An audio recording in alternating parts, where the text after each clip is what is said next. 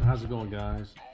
So I wanted to do another unboxing today, and I wanted to discuss, in my opinion, why I believe that sovereign mint versus generics or brand name recognition is better than generic silver. And again, at the end of the day, I'm a silver stacker. I love gold, love silver, love precious metals. But in my opinion, I'm going to discuss why I believe that brand name and sovereign mints are better than generic metals. So let's get into it. So when you go and you are looking at your metals at the store, and you look at your American Eagles, your Maples, your South African Crookers, there's a premium on those coins. It's always a premium. If you pick up bullion from the Canadian Mint, the Royal Canadian Mint, 10-ounce bar versus a 10-ounce generic, there's always a premium on those sovereign mints versus generics. Now, in my opinion, silver, which is $9.99 silver, is $9.99 silver. It's great. You're going to get your money for it somewhere.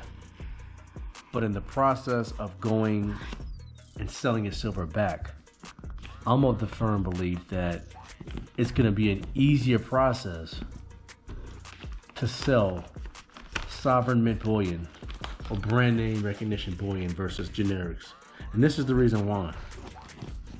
When you go to these dealers, some dealers, 80% of the dealers, when they go to buy back, they're going to try to nickel and dime you. They're going to, find any way they can to get the lowest price for your silver. And look, that's their job, right? They make their money on premiums. Obviously, that's the price between spot and what they charge you. So when they make their money off of you, they're looking at, okay, how can I resell this? Is there demand for it? Most places you go to, in most silver shops you go to, or coin shops, they're gonna have a lot of generics in there. So with that being said, they may feel like that they can't move the generics as quickly as they could a sovereign mint, which may lead them to say, you know what, maybe I'll take a pass on buying these generics. I have enough. Or it could be, I'll buy those generics, but I'm gonna give you a much lower price than maybe some other people would. If you want it, take it. If not, then hey, we'll just leave it, because my inventory is chock full of generic coins and bars. So with that being said, paying that upfront price and that premium, to me, it seems like it's worth it to me, in my opinion. I have generics, right? I have generics, and I believe that one, you can't go wrong with either one, but in the grand scheme of things, I think you're always going to be much better off with sovereign mint bullion. I've been buying over the years, and I've been purchasing probably for the past 6-7 years now. And I lean much more towards my sovereign mints. I just do. To me, it's a better, safer bet for me. For me, it is.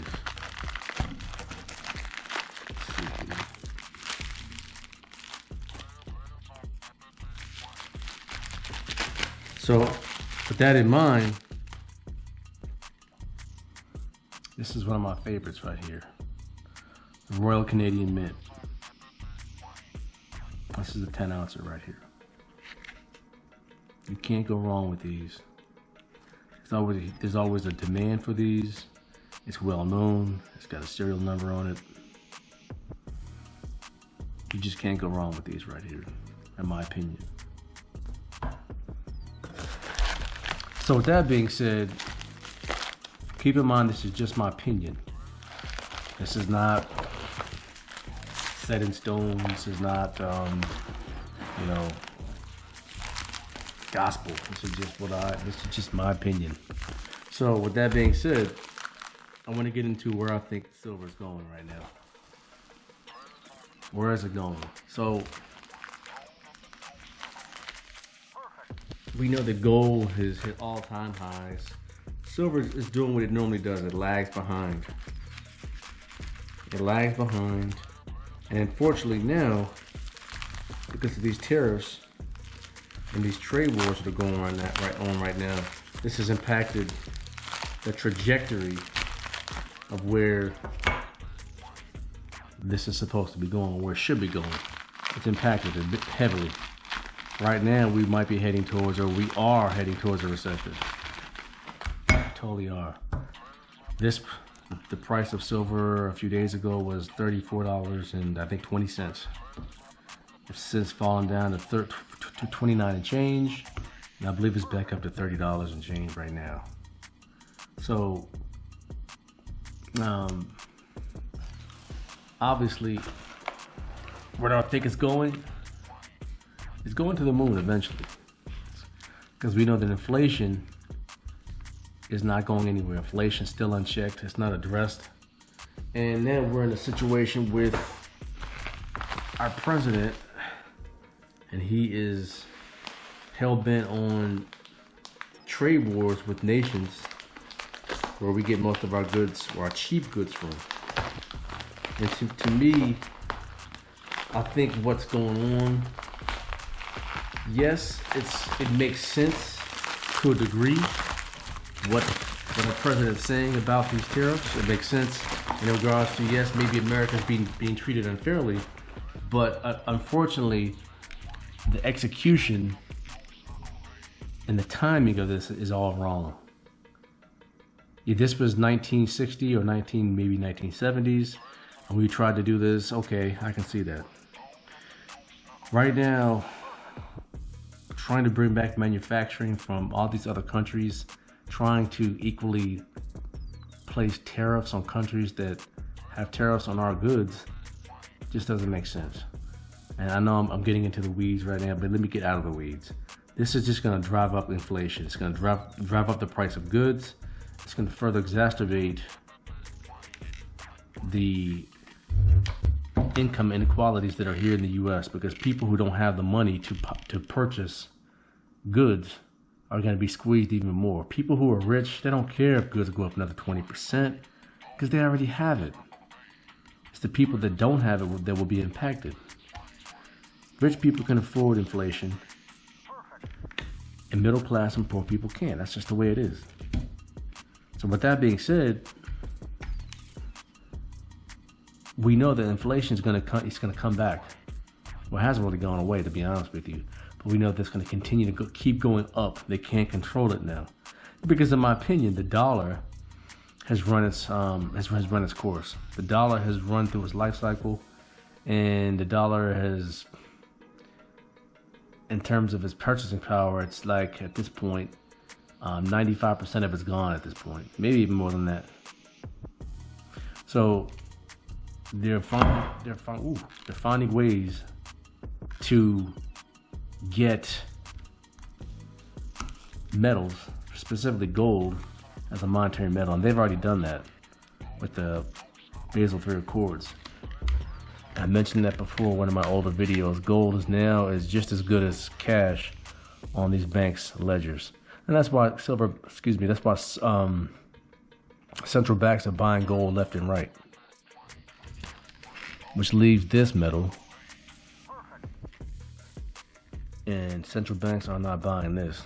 But I do believe that smaller entities, I do believe that hedge funds, some banks, some sovereign nations will start to purchase and stockpile this, because it has a lot of industrial applications and it hasn't caught up yet.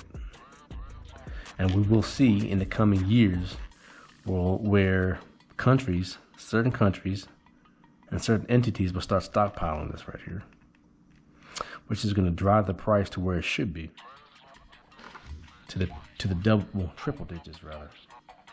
Low triple digits, I would think maybe 120, 130. That's where this is going, because again, fiat currencies worldwide, they are finished, and we're moving towards digital currencies. They need to be backed with something. I do believe that some banks will start backing their digital currencies on other assets. I'm not so sure it's going to be based on this, but again, this always has a industrial utility to it, and as well, it's always been a monetary metal. Always. Most people don't even know that coins before 1964, well, we know this, but coins before 1964 were 90% silver. That just shows you right now, where we are as a nation. We're so broke that we don't even use real minted coins anymore. We use coins that are made from zinc. Most of the pennies are going to be taken out of circulation because the copper is now too expensive to produce a penny. They lose on pennies, and money in itself is really worthless now because it has no intrinsic value. It's been inflated out of existence. They don't even use real silver and coins anymore. I mean, if you can find a real quarter or dime that's before 1964, the face value is well over 10 cents or 25 cents, just because of the value of the silver itself. So with this, you can't go wrong with these.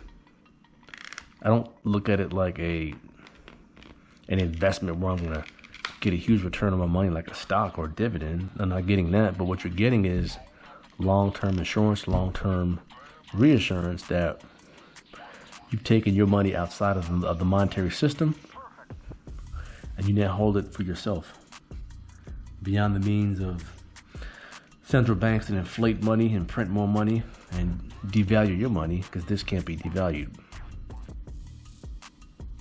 So a lot of people don't understand that when you have dollars in your pocket, when you have money, it's not really your money. I'm gonna say that again. A lot of people don't realize that when you have money, dollar bills, paper money in your bank or in your pocket, it's not really your money. It is the Federal Reserve's money. It's their legal tender. They let you use it, but it's technically not yours, it's theirs. And that's why they have the ability to print and destroy it at will, which increases or decreases the value of it. Because if it was your money, they shouldn't be allowed to manipulate the value of it by printing more of it. It's kind of like Monopoly. When you're playing Monopoly, the bank owns the money, right? The bank lets you use it, but it's their money. You think it's your money, but they control the supply of it, and they can print it and devalue your money. And if they want to, they can confiscate that money if they want to. You don't believe me? Ask drug kingpins and drug lords who use U.S. dollars to finance and use to trade in the legal drug trade. The money's confiscated because, hey, Federal Reserve says, hey, you're using our money for illegal purposes. You can't do that. Give us our money back. I mean, technically, if it's your money, they can't take it, but they can always seize those assets.